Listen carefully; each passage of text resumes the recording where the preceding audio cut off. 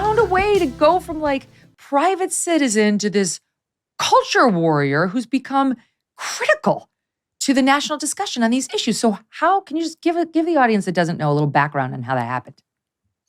Well, first of all, thank you. It's very humbling that I'm able to be in this position now to help so many people and to help our country. So I started out, I never had any job or background in politics or in media or in journalism. I was just working a regular job. And then COVID hit, and obviously, the world was turned upside down. So I'm sitting locked in my home. And that's when I started paying attention to the national conversation. And that's also when I stumbled on TikTok. So at first, I started just posting all of this content about COVID, about Lord Fauci and vaccines, people thinking about getting vaccinated.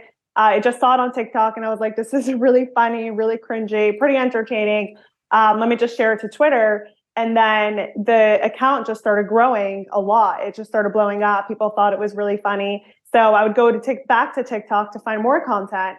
And I really spent a lot of time on TikTok. And I discovered this entire section of it, which was basically just dedicated to grooming kids. There's a lot of LGBTQ activists on TikTok in various industries, particularly teachers, but there's doctors too, there's activists in general. And I saw this whole cultural issue that wasn't really being discussed a lot in depth. And I was like, this is absolutely horrific. And I just knew that I had to start sharing this. I had to educate people. I had to raise awareness because I think that a lot of Americans had no idea what was going on in regard to this whole sexual agenda, but also specifically in regard to their kids' classrooms. I think the average parent didn't know. So I jumped in and I just started sharing all of these videos, and it's firsthand evidence, so they can't deny it.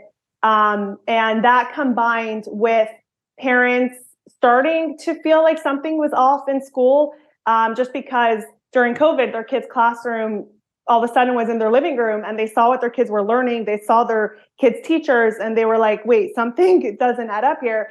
And then that's when I came in, I'm showing these teachers. And then I think those two factors combined really just woke up America to the reality of what was going on in our kids' schools.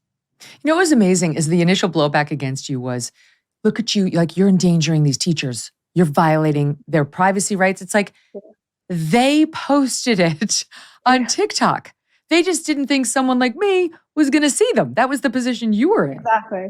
I actually have very strict standards for what I post, and I don't post things from private accounts.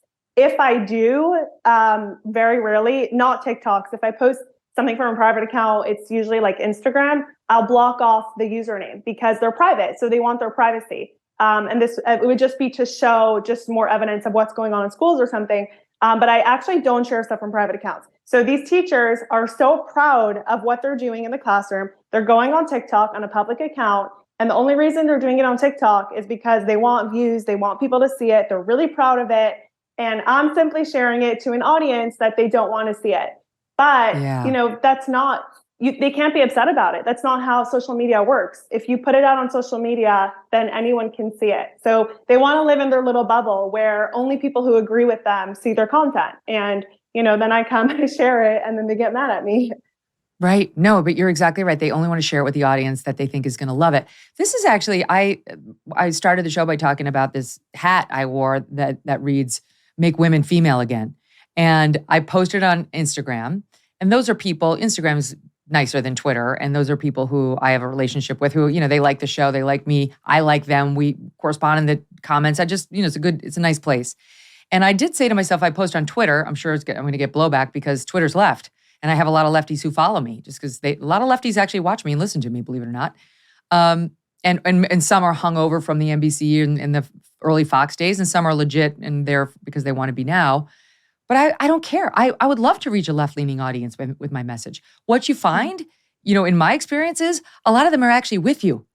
A lot of them are with me, at least with my messaging and your messaging, and are inspired to hear truth spoken to them by somebody who they know might get hit, but then they see, you know what? It's okay. And if you look at the number of likes and the number of lovers versus the number of haters, the haters are far outnumbered. And then it just empowers you to say more. So if these people really believe their message and if they believe it had widespread appeal, they'd be thanking you.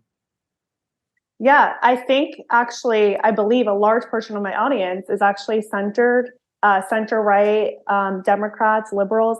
So I get messages all the time from these people and they're like, I love what you're doing. Some of them tell me I can't follow you because I could get fired from my job or I'll lose friends. But some of them say, I'm a Democrat, but I believe that, they agree with a lot of what I'm saying. And it's just scary because you have the far left, which I think is a fringe group, but they're so loud, they're violent, and they demand complete and total obedience to their entire agenda. And the second anyone goes out of line, they get called out, they could get canceled, and even people from their own party. So there's a lot of people in the center who actually agree that the way the world, our country is going right now, in terms of this cultural situation, which is targeting kids, they agree that it's really awful, but they're just too scared to speak out about it. Look, you did the tough thing during COVID. You paid your people and pulled your business through the pandemic. And now doing the tough thing could qualify you for up to $26,000 per employee at covidtaxrelief.org. Government funds are available right now. They've already been allotted and set aside to reward companies with 2 or more employees who stayed open during COVID. It's not a loan, and you don't have to pay it back. The program's complicated, but no one knows more about it than the CPAs and tax experts at covidtaxrelief.org. You pay nothing up front. They do all the work and share a percentage of the cash they get you. Businesses of all types, including nonprofits and churches, can qualify, including those who took PPP loans, even if you had increases in sales. You did the tough thing for your employees during COVID. Now let covidtaxrelief.org help get you up to $26,000 per employee. Visit covidtaxrelief.org. That's covidtaxrelief.org, covidtaxrelief.org. Hey, thanks so much for watching. If you like what you just saw, hit the subscribe button for more clips and full episodes.